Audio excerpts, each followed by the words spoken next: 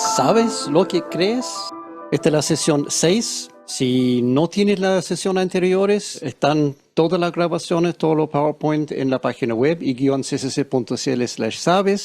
Y las grabaciones en video también están en el canal YouTube y-ccc español. Muy brevemente, lo que hemos visto en las sesiones anteriores: sesión 1, Dios existe, evidencia científica; sesión 2, Dios existe, parte 2, diseño inteligente. El universo ha sido diseñado con increíble inteligencia, increíble precisión.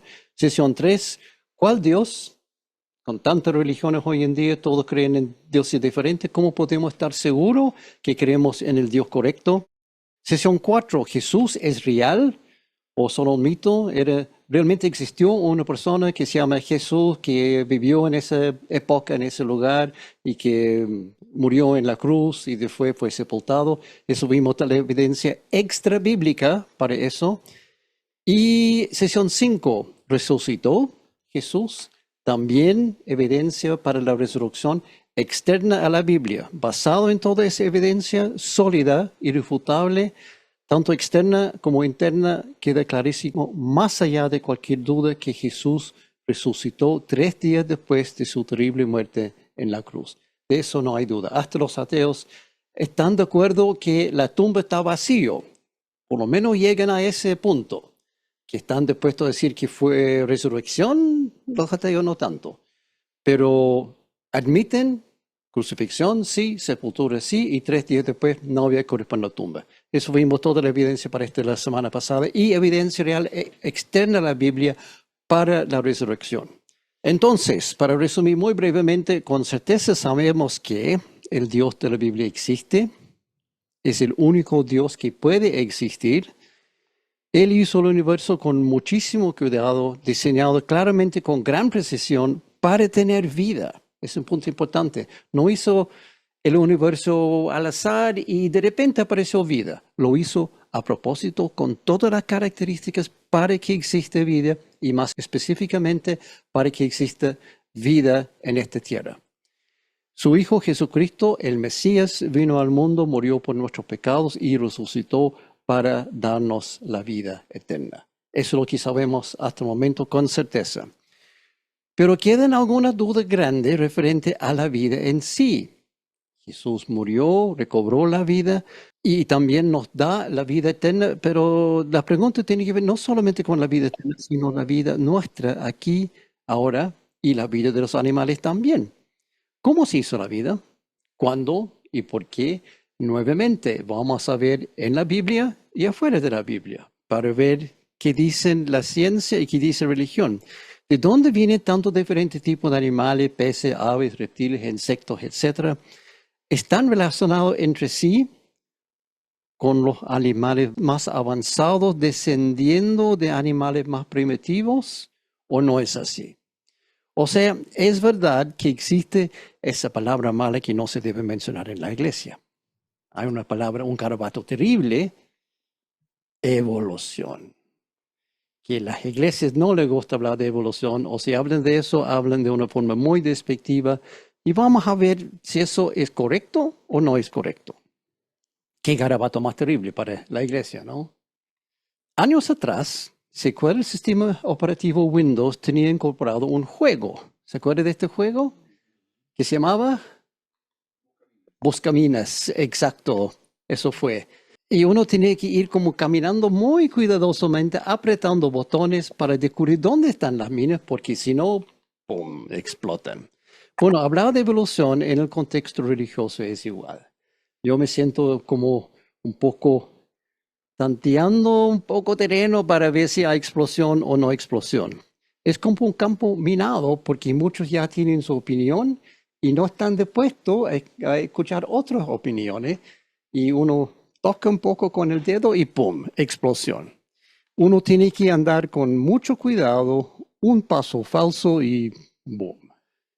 En preparar este estudio me sentí como eso. Un ratoncito lleno de toda esta trampa y todo lleno de queso. ¿Y por dónde voy? ¿Estoy seguro? ¿Puedo comer? Tratando de ver si hay una forma de navegar los peligros y quizás desactivar algunas trampas. robando el queso, pero siempre tengo en cuenta que quizás hay otro peligro que no he visto. Hay como forma chistoso de enfrentar esto, porque yo sé en muchas iglesias y muchas personas religiosas, cristianos, no cristianos, tienen idea preconcebida referente a la evolución y la creación, y cuando uno empieza a tocar esos puntos, causa problemas. El problema es que muchas personas tienen prejuicios, sesgos, ideas preconcebidas, preferencias, propensiones y opiniones infundadas referente al origen de la vida, la evolución y la Biblia. Estoy hablando tanto cristianos como no cristianos. Todo tiene su opinión de dónde vino la vida. La gran mayoría son falsas. Hoy vamos a ver algunas de esas ideas falsas para ver cuál es la verdad. Oh, pensé que ya pisé una mina. Pum. Generalmente estos prejuicios se deben a la falta de entender los conceptos y palabras, y tristemente una gran parte de eso viene de líderes de grupos religiosos y hasta en iglesias. Hay pastores, sacerdotes, ministros de diferentes religiones que no quieren enfrentar la realidad o que tienen una idea muy incorrecta. Primero, tenemos que aclarar algunos conceptos. La evolución afirma que los humanos somos descendidos de los monos. ¿Había escuchado eso? Muchos piensan eso. No es cierto. Nada que ver. Ni la teoría de evolución, ni nada en la Biblia dice algo así. No somos descendidos de los monos. Si vamos a ver el punto científico, según la evolución, los monos y los seres humanos son diferentes, independientes. Somos como ramas en un árbol, posiblemente con un ancestro en común, pero ninguno es descendiente del otro. No hay relación directa entre monos y humanos. En realidad, en muchos aspectos, somos genéticamente más similares a los cerdos y ratones que a los gorilas. Análisis ADN. Uno va analizando y somos mucho más cerca. Incluso muchos experimentos de trasplante de órgano, por ejemplo, se hace en cerdos, porque nuestro ADN es tan similar que casi idéntico. Y somos 80% similares a las vacas. Más encima, somos 60% similares a los plátanos. Créalo o no. Porque mucho de nuestro ADN tiene que ver con células. Y la forma, la maquinaria interna de las células en una persona, una planta, un ratón, un pájaro, un plátano, las células funcionan de la misma forma. Mucho del ADN tiene que ver con hacer ese motor de la célula funcionar. Y ahí estamos muy similares. Primer mina ya desactivado. La evolución es falsa porque es imposible demostrarlo con experimentos. También falso. Eso no es cierto. Es totalmente posible demostrar la microevolución, voy a explicar un poco más después, con experimentos en un laboratorio. De hecho, los estudiantes universitarios de la biología lo hacen a menudo durante sus estudios. Hacen experimentos, quitando algo genético de una célula y dejando esa célula reproducir y multiplicarse, y de repente lo que quitaron de nuevo está activado. Eso es evolución, pero esa es microevolución. Macroevolución es otra cosa. Esa microevolución, si toma esa célula que ha sido modificada y vuelve a ser la misma modificación, ya no sucede. Ya sobrepasó los límites de lo que la evolución puede hacer. La segunda vez, ya no. La primera vez, sí. La célula logra evolucionarse, pero la segunda vez, ya no. Podría explicarlo en forma más detallada si quieren saber, pero muchos creyentes dicen, no, la evolución es imposible, no se puede mostrar. Laboratorio, bueno, sí se puede. Es muy importante aclarar que hay dos tipos de evolución, microevolución y macroevolución. Microevolución es eso. En la célula, cambios pequeños, cambios, por ejemplo, hay un rango enorme de gatos y dentro de los gatos hay, no sé si evidencia, pero se puede presumir que había algún tipo de cambio en algún momento que los gatos hoy en día descendieron de gatos diferentes miles de millones de años atrás? Sí, eso es microevolución, no es macroevolución, porque ese gato nunca se convierte en elefante. Eso sería macroevolución. Eso no. Incluso entre algunos gatos pueden cruzar. Entre león y tigre se puede cruzar y tener crías que son, creo que se llama ligres o algo así, como león con tigre. Es posible. Pero eso no se puede cruzar eso con no sé, un jirafa, por decirte algo. Hay límites en cómo las especies pueden desarrollar. Como dice en la Biblia, en Génesis, cada grupo de animales puede reproducir según su tipo. Vamos a entender según su especie. ¿Alguna clasificación? ¿Pueden reproducir? Sí, pero hay límites. El Señor puso límites. Entonces, eso hay que tener claro que la evolución sí funciona a escala chica, pero no a escala grande. Lo que los experimentos demuestran es microevolución, no macroevolución. Tercer mina, la evolución tiene que ver con el origen de la vida y el Big Bang. Nada que ver. Esto es un malentendido muy común. Muchas personas confunden la teoría del Big Bang con la teoría de la evolución. Vimos el Big Bang en las primeras 2 sesiones de esta serie. El Big Bang tiene que ver con la creación del universo y punto. Cómo llegaron aquí las estrellas, la galaxia, los planetas, pero nada que ver con la vida. Y la evolución tampoco tiene que ver con origen de la vida. Otro gran error. En realidad, esto no tiene nada en común, son totalmente diferentes sin la más mínima conexión. Muchos asumen, no, el Big Bang tiene que ver con monos convirtiéndose en humanos. Ya tenemos claro que no es así, incluso evolución no está conectada con el Big Bang de ningún modo. Son 2 ramos de ciencia totalmente independientes. La Biblia dice que la edad de la Tierra es solamente 6.000 años y eso no es suficiente para que la evolución podría crear todas las especies que existen hoy. Bueno, en una cosa eso es cierto, porque con 6.000 años no es tiempo suficiente. El problema es en presumir que la Tierra tiene solamente 6.000 años y vamos a ver por qué eso no es correcto. Ahora, para aclarar, si tú quieres creer que el mundo tiene 6.000 años, no afecta tu salvación en lo más mínimo. Pero la ciencia dice otra cosa, incluso la Biblia dice otra cosa. Totalmente incorrecto, tanto referente a la evolución como también referente a la Biblia. La Biblia no dice nada semejante, muchos lo toman fuera de contexto. Algunas personas llegan a esta conclusión, este número de 6.000 años, por sumar las edades de varias personas nombradas en la Biblia. Y es válido hacerlo. Y la conclusión que llegan es correcto. Entre tal persona y tal persona pasaron más o menos 6.000 años. Pero eso no es toda la verdad. En ninguna parte de la Biblia dice que el total de años corresponde a la edad del universo. ¿Cuántos años han pasado desde el principio? Génesis 1:1 hasta hoy. Algunos dicen, bueno, estamos en el año 2025, por lo tanto han pasado 2025 años. No, porque ese 2025 tiene que ver con qué? Nacimiento de Jesús. Y tenemos todo el Antiguo Testamento, historia de cosas que pasaron antes de Jesús. El número real es 5.785 años. Ese es el año hoy en día. Según el calendario judío, estamos en el año 5.785. Por lo tanto, podemos decir que han pasado 5.785 desde la creación. Ahí están los 6.000 años. No, el calendario judío no dice tal cosa. Los judíos no miden el tiempo desde Génesis 1:1.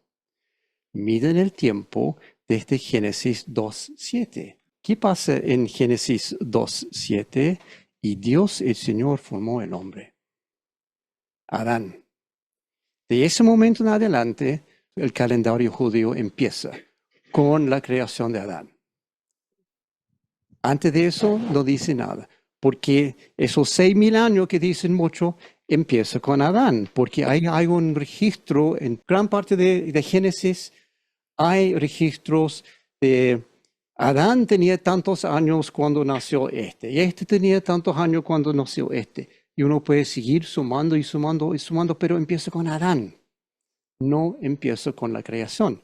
Primer punto importantísimo, esos 6,000 años aprox empieza con Adán, no con la creación. Por lo tanto, según el calendario judío, han pasado 5,785 años desde la creación de Adán. Pero ¿cuánto tiempo tomó Dios antes de eso para la creación del universo? Ahí está el asunto. Dios creó el universo en 6 días de 24 horas cada uno, dicen muchas personas. No es cierto. La Biblia no dice eso. Efectivamente, Génesis capítulo 1 habla de 6 días, pero ese es en español, en inglés, days. Pero esta parte de la Biblia fue escrita en hebreo. Y en tal idioma son 6 yom. Traducido yom puede ser día, pero yom tiene otro significado también. Esa palabra ocurre en Génesis 1, 5, 8, 13, 19, 23 y 31. Ahí están los 6 días de creación. Al final de cada día ocurre esa palabra. Pero también ocurre en muchas otras partes. Yom tiene varios significados y solo uno de aquellos es un periodo de 24 horas. Efectivamente, hay un significado de Yom que es 24 horas de 60 minutos. Hay un grave problema en Génesis 2:4 para las personas que insisten que Yom, singular, siempre significa solamente un periodo de 24 horas. ¿Cuál es el problema? Génesis 2:4. Ahí estoy leyendo de las Biblias Américas y vamos a ver por qué después. ¿Qué dice? Estos son los orígenes de los cielos y de la tierra cuando fueron creados, el día en que el Señor Dios hizo la tierra y los cielos. Según este versículo, el Señor Dios hizo la tierra y los cielos en un día, singular, el día. Algunas traducciones tratan de esconder el problema, pero hay muchos que lo tienen correcto. La Reina Valera, la Biblia de las Américas y algunos otros lo tienen fielmente al hebreo original.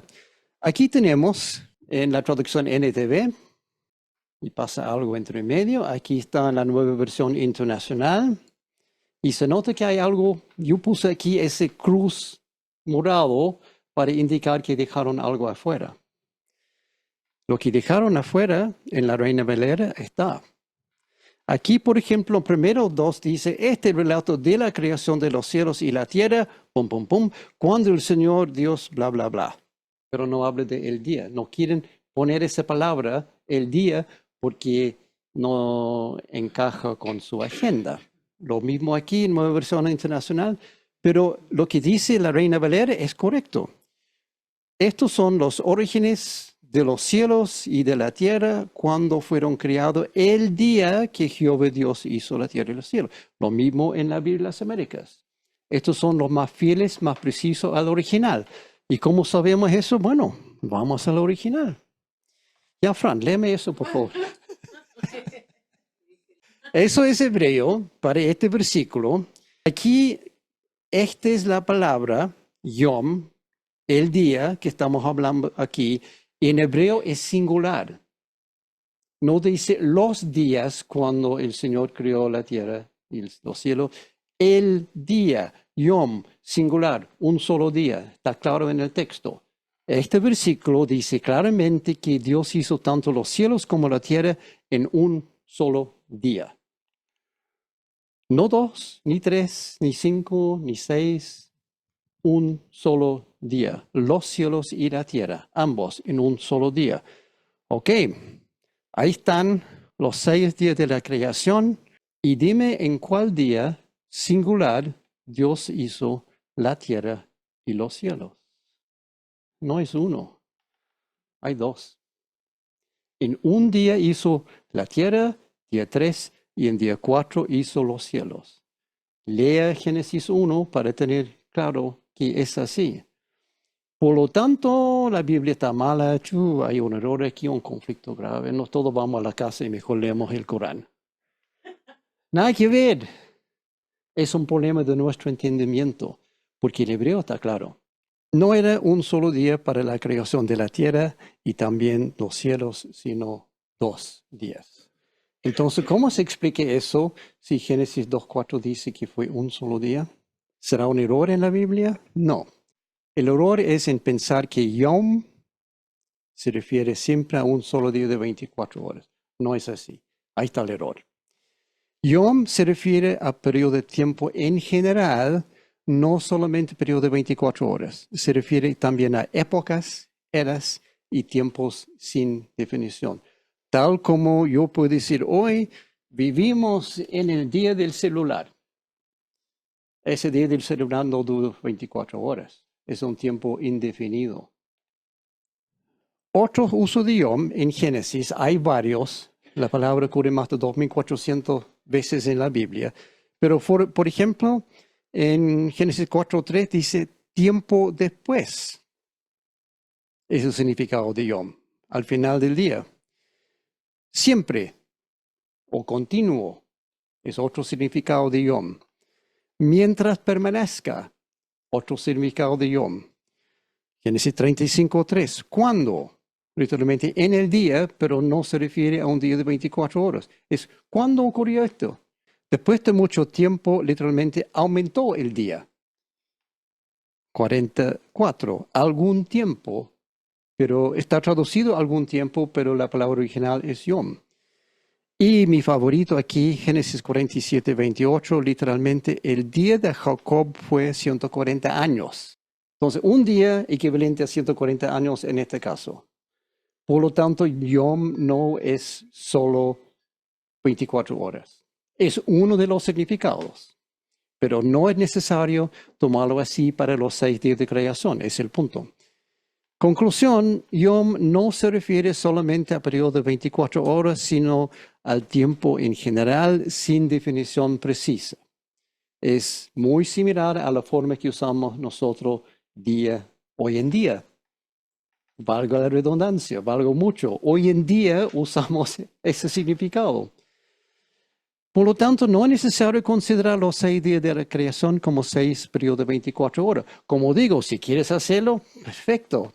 No hay ningún problema, no afecta tu salvación.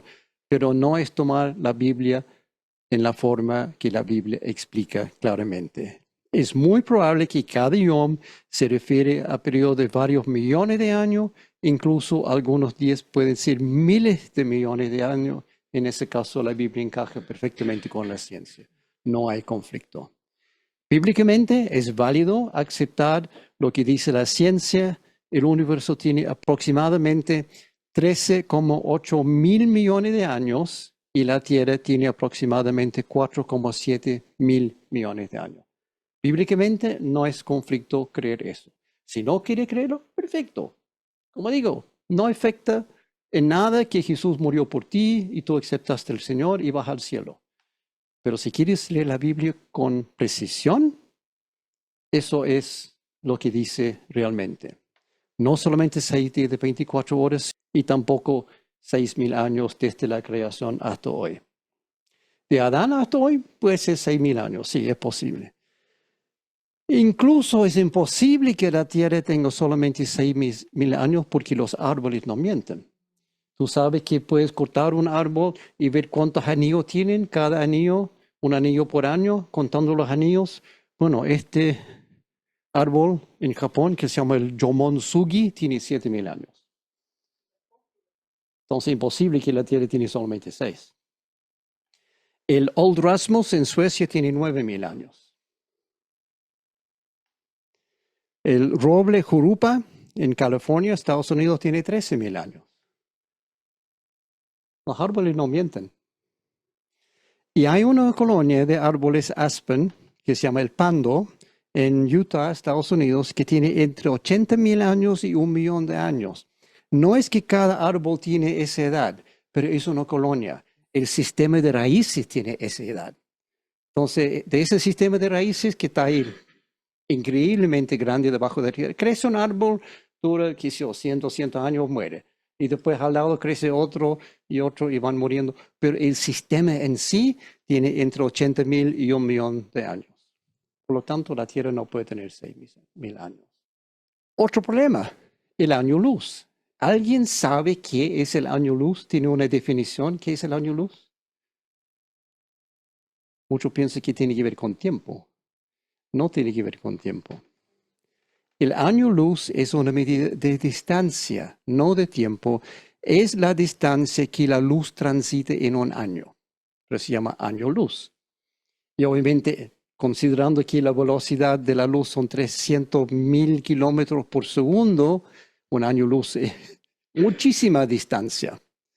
Ahí tenemos una foto linda del cielo de noche, con la Vía Láctea ahí al centro. Podemos ver estrellas que están a distancia de miles de millones de años luz. Si el universo tiene solamente 6.000 años, eso es imposible, porque la luz no tiene tiempo para haber llegado a la Tierra. En otras palabras, si vemos una estrella a una distancia de 50 millones de años luz, entonces la luz ha viajado durante 50 millones de años para llegar. Obvio, claro. Imposible si el universo tiene solamente 6.000 años. Si fuera cierto que el universo tiene apenas 6.000 años, entonces no sería posible ver estrellas más distantes de 6.000 años luz. Lógico, porque su luz no había llegado aún. Quizás Dios lo crió a esa distancia, pero su luz todavía viene viajando, y cuando llega, ahí recién podemos ver esa estrella. Por ende, si el universo tuviera solamente 6.000 años, el cielo nocturno sería bastante menos interesante. Esas son todas las estrellas que serían visibles si el universo tuviera solamente 6.000 años. Porque esas son estrellas que están a menos de 6.000 años luz de la Tierra. Son lo único que podemos ver. No me gusta esa escena. Sin embargo, miles de estrellas a simple vista con el ojo y con telescopio podemos ver miles de millones de estrellas y galaxias. O sea, esa luz viene viajando desde mucho tiempo, no solamente 6.000 años. A distancias de hasta unos casi, no exactamente, pero casi unos 13.800 millones de años luz podemos ver estrellas. Por ende, el universo tiene aproximadamente esa edad, 13,8 mil millones de años. Incluso el universo es más grande, pero esa es la distancia que podemos ver porque esa es la distancia que la luz ha viajado para llegar a la Tierra. Un experto en esos temas lo explica así, un experto bien conocido. Alcen los ojos y miren a los cielos. ¿Quién ha creado todo esto? El que ordena la multitud de estrellas una por una y llama a cada una por su nombre. Es tan grande su poder y tan poderosa su fuerza que no falta ninguna de ellas. Esto me encanta. Esto viene de Isaías 40:26.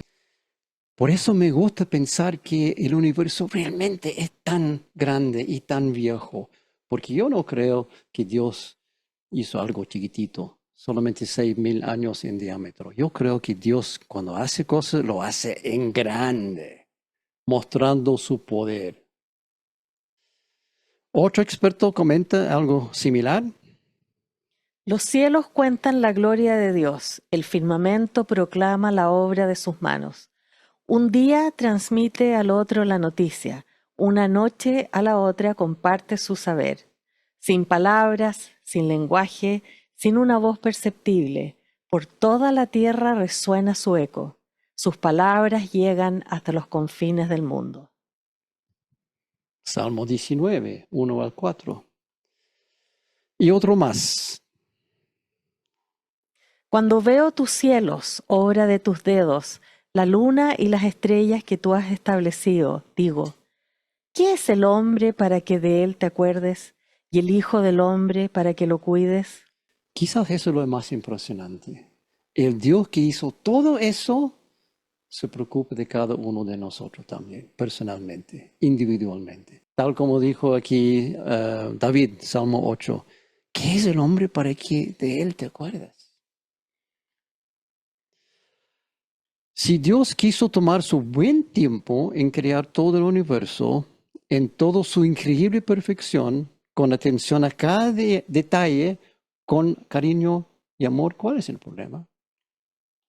Yo pienso que Dios mostró su enorme majestuosidad, su grandeza, su gloria en formar el universo sobre un grande y glorioso periodo de tiempo y un grande y glorioso espacio.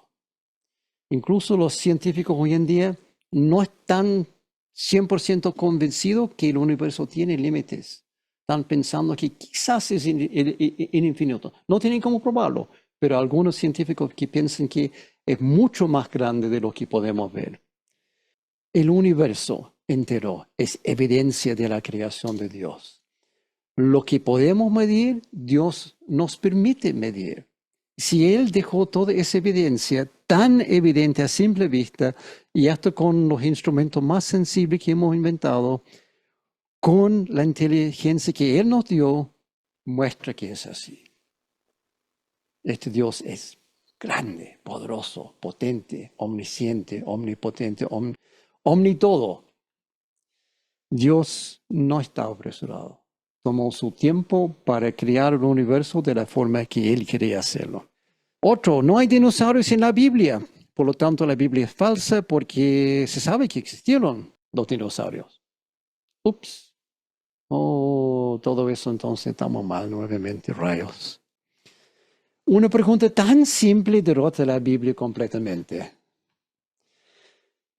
Sin embargo, es una buena pregunta, no hay duda, porque sabemos que existieron los dinosaurios, de eso no hay duda. Hay esqueletos parciales completos, incluso hay huevos de dinosaurios que se han descubierto. Sabemos que existieron, pero ¿dónde están los dinosaurios en Génesis? Ahí están los 6 días de creación. ¿Dónde están los dinosaurios? Bueno, ahí están. Vida en las aguas, en el aire y vida en la tierra. Ahí están los dinosaurios. Dentro de esa vida, porque si han habido tiempos muy largos, ¿por qué Dios no podría criar algunos tipos de animales y después, como dice la ciencia, extinguieron? La Biblia tampoco menciona gatos, pingüinos, canguros, llamas, elefantes o ardillas. Por lo tanto, podemos deducir que los gatos no existen. Tampoco llamas. No están mencionados en la Biblia. ¿Y qué? ¿Cuál es el problema? Hay aproximadamente 2 millones de especies de animales en la Tierra hoy en día. O si quieres incluir insectos, hay 8,7 millones de especies. Eso también agregando bacterias y las demás cosas vivas. Y no están mencionados en la Biblia. La Biblia menciona, no me acuerdo exactamente, pero creo que hay como 300 tipos de animales mencionados en alguna parte de la Biblia. Si la Biblia tuviera que nombrar a todos, tendría que ser 10 veces más grande, sin ningún motivo racional, solamente para listar todos los animales. No es necesario. La Biblia no es un manual o texto universitario para un posgrado en biología. No es el propósito. Es un manual para vivir la vida, alcanzar y conocer a Dios, nada más ni nada menos. No es necesario incluir datos que no tienen que ver con ese fin, que llegamos a conocer a Jesús, llegamos a tener salvación, llegamos a conocer a Dios. Hay cosas sí adicionales, pero no es necesario esperar que hay helicópteros en la Biblia, por ejemplo. No es necesario para nada. ¿Por qué? En la Biblia Dios menciona solamente los animales importantes para su propósito y son algunos de los que fueron conocidos por la gente que vivía en esa zona en ese tiempo. Y punto. No tiene sentido mencionar animales que no vivieron en esos lugares o que no tienen importancia para el propósito de la Biblia. Sin embargo, en realidad todos los animales están mencionados en Génesis 1, 20 al 24. Y dijo Dios, que rebosen de seres vivientes las aguas, y que vuelen las aves sobre la tierra a lo largo del firmamento. Y creó Dios los grandes animales marinos, y todos los seres vivientes que se mueven y pululan en las aguas, y todas las aves, según su especie. Y Dios consideró que esto era bueno, y los bendijo con estas palabras: sean fructíferos y multiplíquense, llenen las aguas de los mares, que las aves se multipliquen sobre la tierra. Y vino la noche y llegó la mañana. Ese fue el quinto día. Y dijo Dios, que produzca la tierra seres vivientes, animales domésticos, animales salvajes y reptiles según su especie. Y sucedió así. Dios hizo los animales domésticos, los animales salvajes y todos los reptiles según su especie. Y Dios consideró que esto era bueno. Aquí quiero destacar la frase que estaba buscando antes, según su especie. Dios lo hizo según su especie. Pero no hay evidencia que dice que Dios hizo uno y después todos se evolucionaron para crear las especies. Vamos a hablar un poco más de eso después. Dios hizo cada especie diferente.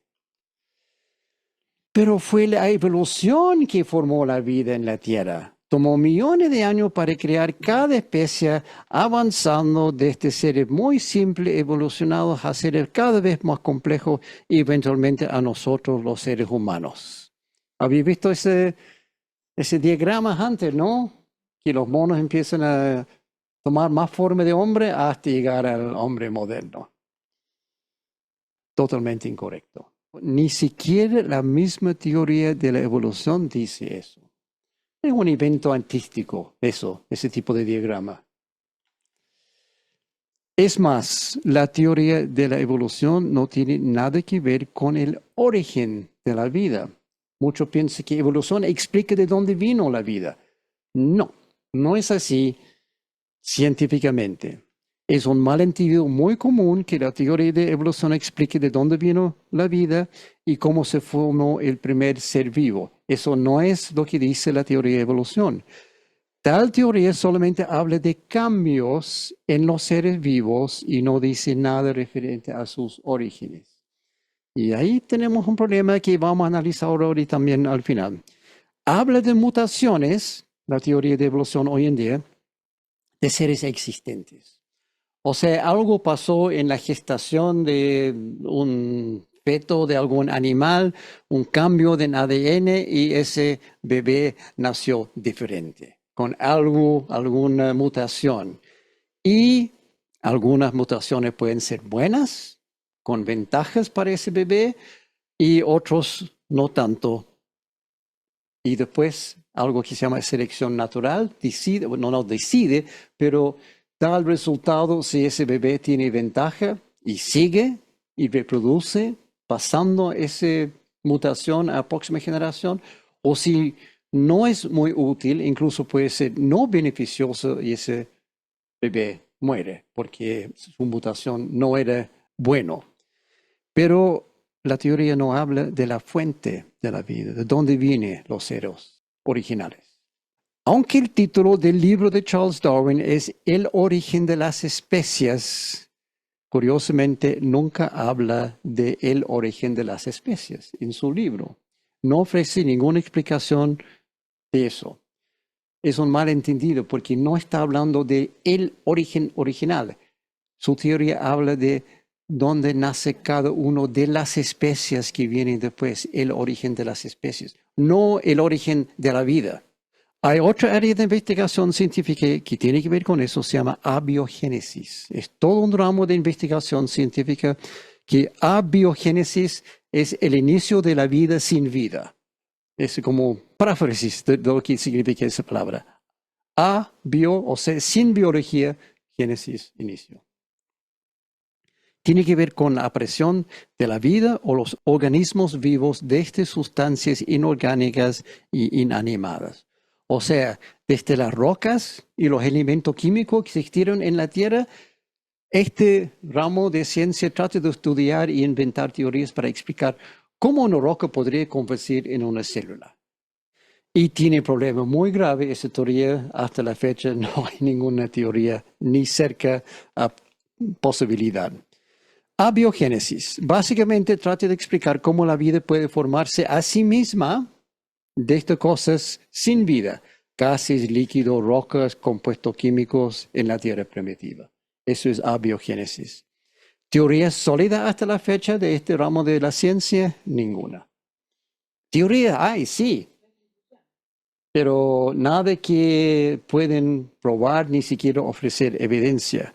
Y no es por falta de empeño. Sabiendo que todos los seres vivos están hechos de proteínas y que las proteínas están hechas de aminoácidos, varios científicos han hecho experimentos para crear la vida en el laboratorio, porque piensan, si solamente podemos lograr aminoácidos, con eso podemos juntarlo para hacer proteínas y juntar proteínas para crear seres vivos. Esa es la teoría detrás de la abiogénesis.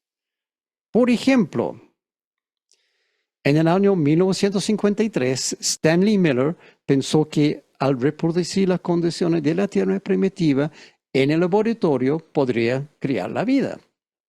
Ahí está su experimento. Ahí está el señor Miller con su experimento en el laboratorio en 1953. No era complicado esto, incluso es muy fácil entenderlo. Lo que hizo es mezclar un poco de agua, metano y amoníaco, cosas muy comunes hoy en día en la atmósfera, dentro de un frasco lleno de hidrógeno, porque él pensó que eso fue las condiciones originales de la atmósfera de la Tierra. Metano, agua, amoníaco y hidrógeno.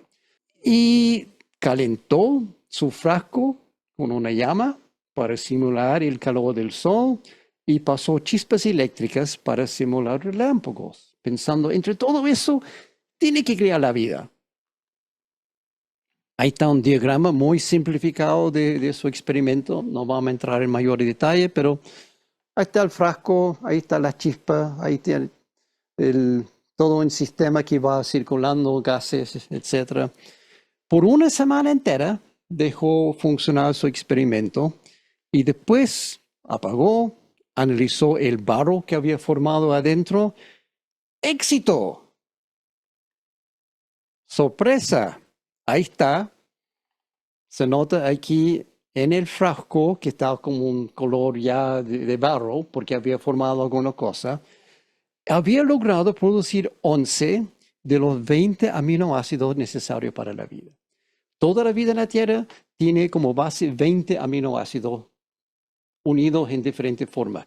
Y él había logrado en ese barro formar 11 de los 20. O sea, tiene la base para la vida. Asombroso. Señor Miller logró demostrar que con las condiciones correctas se puede producir las bases de la vida en el laboratorio. Y todos los científicos, podemos formar vida en el laboratorio, pero realmente no es tan así. Hay un solo problema. Stanley había excluido el oxígeno de su experimento. ¿Por qué? El oxígeno interfiere con la reacción química inhibiendo la forma de aminoácidos. Si hay oxígeno presente, los aminoácidos no pueden formar. Y él pensó que no había oxígeno en la atmósfera en ese momento. Grave error. Los geólogos saben que había mucho oxígeno en la atmósfera primitiva de la Tierra porque las rocas más antiguas contienen grandes cantidades de óxido de hierro. Muchas de las rocas, la Tierra afuera tiene ese color rojizo porque está lleno de óxido de hierro.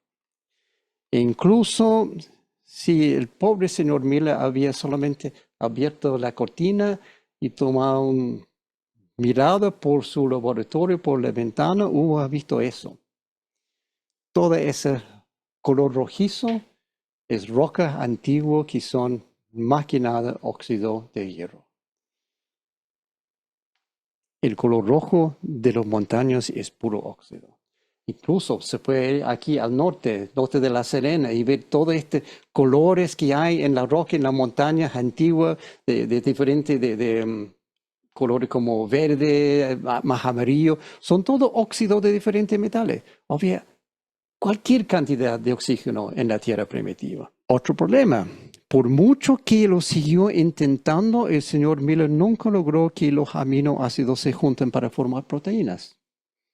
Tenía sus 11 diferentes tipos de aminoácidos, pero en ningún momento lograron ni siquiera juntar ni siquiera 2 para formar proteínas. Quedaron como un lodo de aminoácidos por separado dentro de su frasco. Nada más.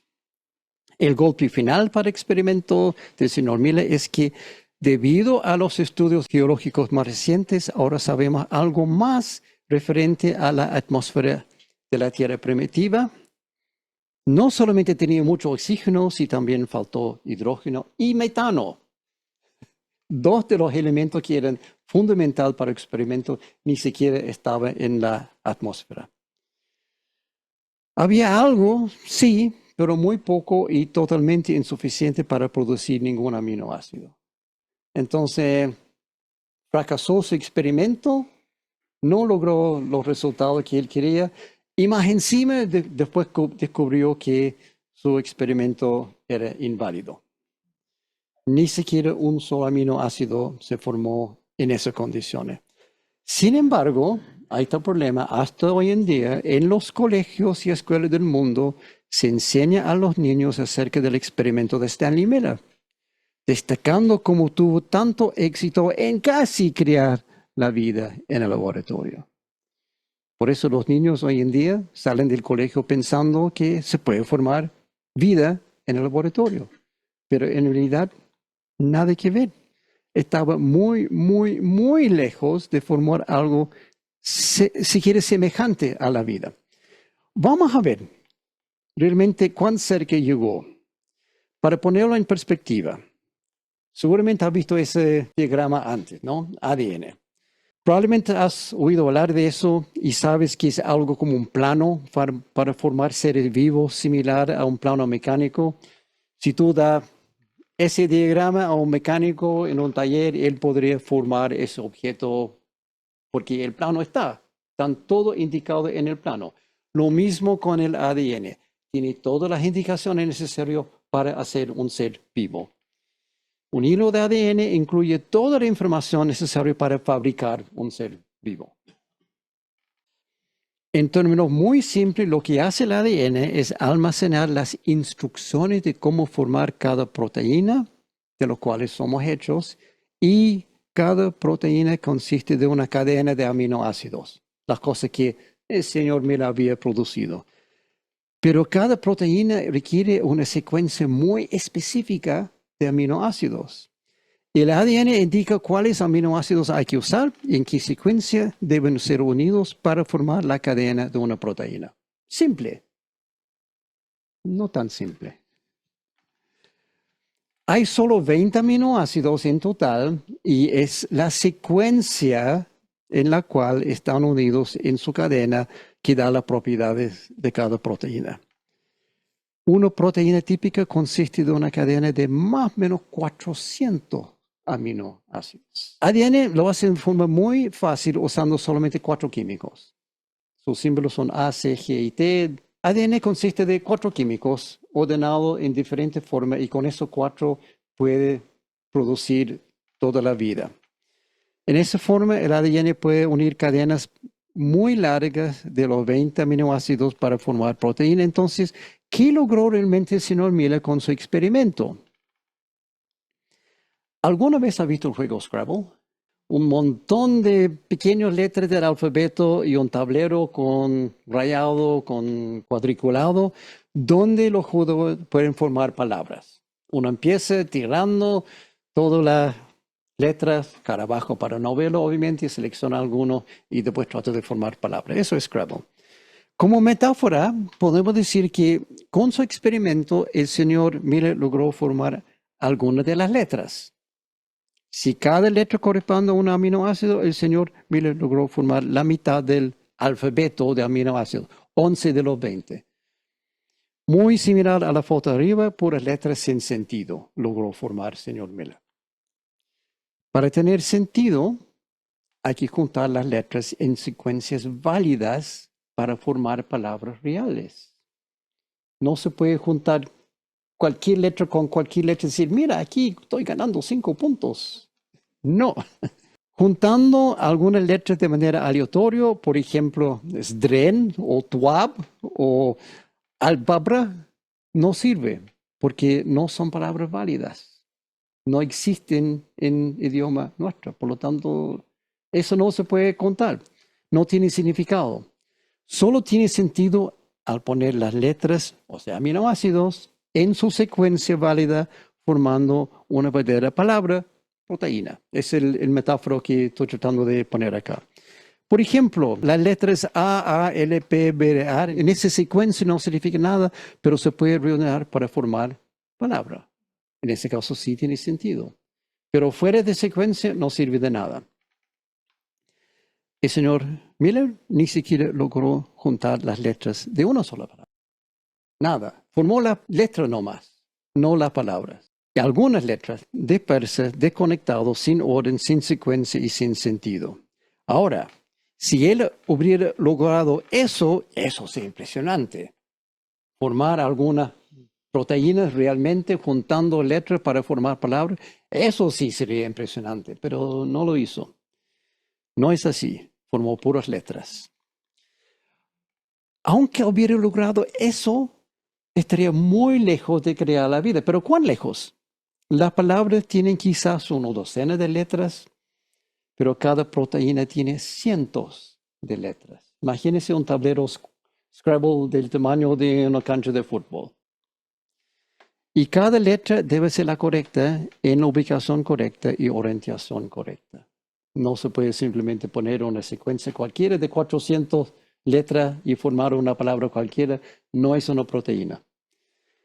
Peor aún, por muy impresionante que fuera formar ese tablero de forma aleatoria, sin inteligencia, no es nada comparado con formar una simple célula de un ser vivo. En este tablero hay más o menos 30 palabras, pero la célula más simple tiene 42 millones de palabras. La célula más simple, 42 millones de palabras. O sea, no estamos hablando de un simple tablero, sino de un libro bastante grande. Comparamos con la Biblia. La Biblia tiene casi 1 millón de palabras, por ende se necesita alrededor de 42 Biblias para contener todas las palabras necesarias para formar una sola célula. Más o menos esa cantidad de papel impreso por 2 lados en texto chico. Esa es la cantidad de información que se necesita para un solo célula. Y tu cuerpo consiste de 30,000 miles de millones de células. O sea, ¿qué logró aquí, señor Miller? Nada, menos que nada. Los científicos simplemente no pueden lograr que se junten por sí solos ni 2 aminoácidos, mucho menos los 400 necesarios para una simple proteína, ni hablar de 42 millones de proteínas para formar una célula y después juntar 30,000 millones de células para formar un ser humano. O sea, no. Lo que enseña en el colegio que el señor Miller logró ese gran resultado de experimento, casi formando vida, nada que ver. La ciencia no tiene idea alguna de cómo la vida podría generarse por sí sola en la Tierra primitiva, ni menos cómo podría llegar a existir un hombre. No hay explicación alguna, ni siquiera cerca. Y tal como dijo un experto en microbiología genética, la mejor explicación es: Y Dios el Señor formó al hombre del polvo de la tierra y sopló en su nariz hálito de vida, y el hombre se convirtió en un ser viviente. Esa es la explicación real. Es la única que tiene sentido.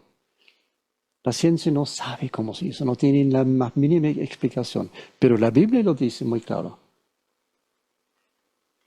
Parece que en realidad no es tan complicado. Aquí lo dice. Para formar un ser humano, lo único que se necesita es un poco de polvo de la tierra y ser Dios. Con eso podemos contestar la pregunta arriba: ¿de dónde viene la vida? De Dios viene la vida. No de un montón de químicos que se juntaron con el sol y con una chispa y relámpago y nada que ver. De Dios y solo de Dios viene la vida. Y los científicos más inteligentes hoy, con toda la tecnología moderna, ninguno sabe cómo Dios logró hacerlo. Sabemos que Dios lo hizo porque aquí estamos. pero los científicos hasta hoy en día no tienen explicación de cómo podría ser. Porque una cosa queda clarísima, es absolutamente imposible que la vida se haya hecho solo. Las posibilidades son menos que cero. La vida no es un accidente fortuito, sino algo diseñado y planificado con precisión, con propósito y con amor. Y Dios dijo, hagamos al ser humano a nuestra imagen y semejanza, que tenga dominio sobre los peces del mar y sobre las aves del cielo, sobre los animales domésticos, sobre los animales salvajes y sobre todos los reptiles que se arrastran por el suelo. Y Dios creó al ser humano a su imagen, lo creó a imagen de Dios. Hombre y mujer los creó, y los bendijo con estas palabras. Sean fructíferos y multiplíquense, llenen la tierra y sométanla. Dominen a los peces del mar y a las aves del cielo, y a todos los reptiles que se arrastran por el suelo.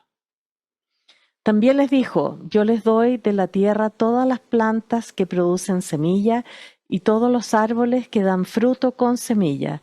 Todo esto les servirá de alimento. Y doy la hierba verde como alimento a todas las fieras de la tierra, a todas las aves del cielo y a todos los seres vivientes que se arrastran por la tierra. Y así sucedió. Dios miró todo lo que había hecho y consideró que era muy bueno. Y vino la noche y llegó la mañana. Ese fue el sexto día. Génesis 1, 26, 30.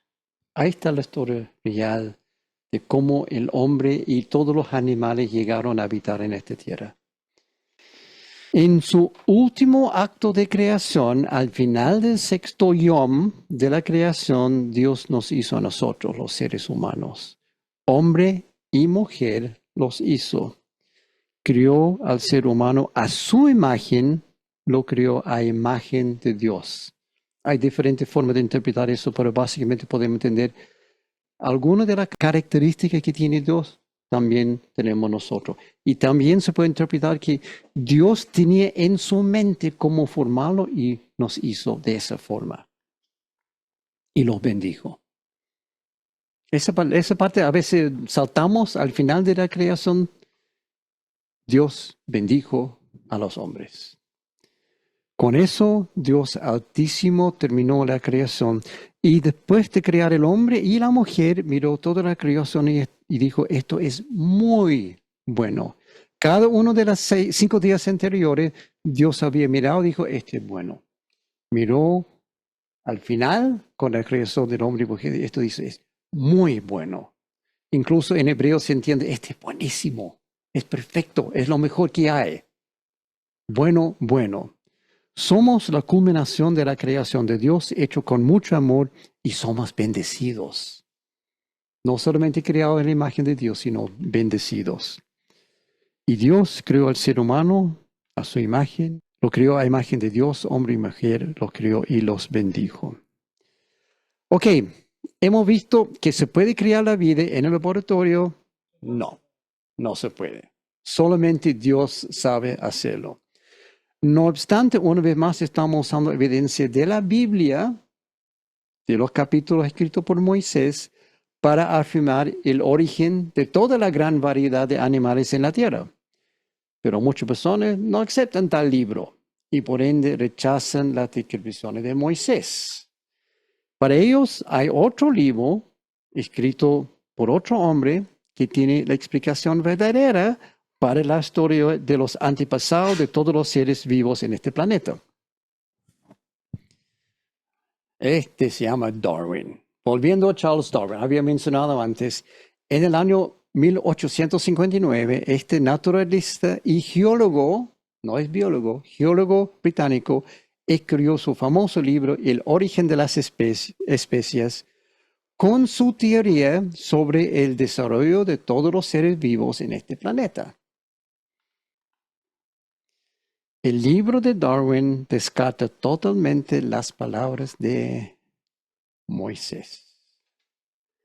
Escrito en otro libro, la Biblia, referente a su teoría, o sea, la teoría de Moisés sobre la fuente de todos los seres vivos en este planeta. Entonces ahí tenemos un gran conflicto entre dos hombres, dos libros, Darwin o Moisés. Dos hombres, dos libros, dos cuentos, muy diferentes referente a la historia de todas las especies de seres vivos en este planeta.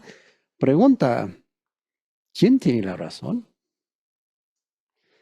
Para la respuesta, primero tenemos que tener en cuenta que continuará, pero aquí dice aquí, no la próxima semana. En 2 semanas más vamos a continuar con ese tema de Moisés versus Darwin, porque la semana que viene, con motivo de Semana Santa, vamos a tomar un vistazo muy diferente a la cena que Jesús comió con sus discípulos la noche antes de ser crucificado. Tal comida se llama el Seder. ¿Qué es el Seder? Para comprender de verdad lo que Jesús realmente hizo por ti personalmente, el día 14 de Nisan del año 33 es imprescindible entender el Seder.